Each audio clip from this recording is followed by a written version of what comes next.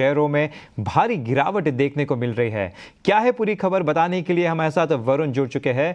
वरुण, बताइए क्या है खबर। हम देख रहे हैं कि कई सारे स्टॉक अपने लोअर सर्किट पे ट्रेड कर रहे हैं और बहुत ही ज़्यादा मार्केट कैप इरोजन भी यहाँ पे होता हुआ नजर आ रहा है अडानी स्टॉक्स पर।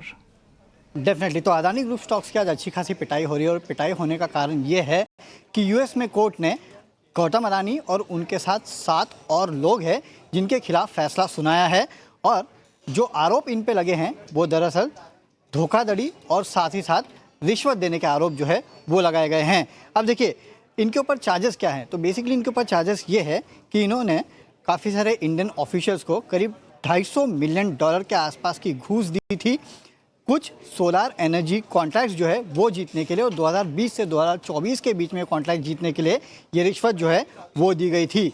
यहाँ कहा गया था कि जो कॉन्ट्रैक्ट्स है आने वाले 20 साल में करीब $2 बिलियन के आसपास का मुनाफा जो है वो जनरेट कर सकते हैं, और ये घूस इसके लिए दी गई थी ताकि यूएस के जो इन्वेस्टर्स है और साथ ही साथ कुछ ग्लोबल फाइनेंशियल इन्वेस्टर्स जो है उनसे पैसा जुटाया जाए और दरअसल काफ़ी सारे मिसलीडिंग और फॉल्स स्टेटमेंट जो है वो दिए थे इन्होंने, और उसके बेसिस पे पैसा जुटाने की यहाँ पे कोशिश की गई।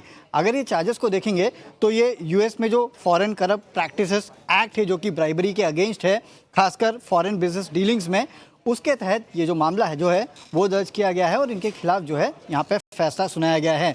नो डाउट अडानी ग्रुप ने इसके ऊपर कहा है कि जो $600 मिलियन के आसपास का फंड रेजिंग ये करने वाले थे यूएस डॉलर्स में, फिलहाल उसको ये नहीं करने वाले, फिलहाल उसको इन्होंने रोका है। साथ ही साथ इस पर मूडीज़ की भी एक टिप्पणी आई है। मूडीज़ का कहना है कि जो धोखाधड़ी का मामला और साथ ही साथ ब्राइबरी का मामला जो सामने आया है ये कंपनी के लिए या फिर अडानी ग्रुप के लिए एक क्रेडिट नेगेटिव हो सकता है, तो कहीं ना कहीं चिंता की बात है। और ये जो सामने आया है निकल के धोखाधड़ी और साथ ही साथ रिश्वतखोरी का मामला, इसके चलते आप देख रहे हैं कि अडानी ग्रुप स्टॉक्स की पिटाई हो रही है।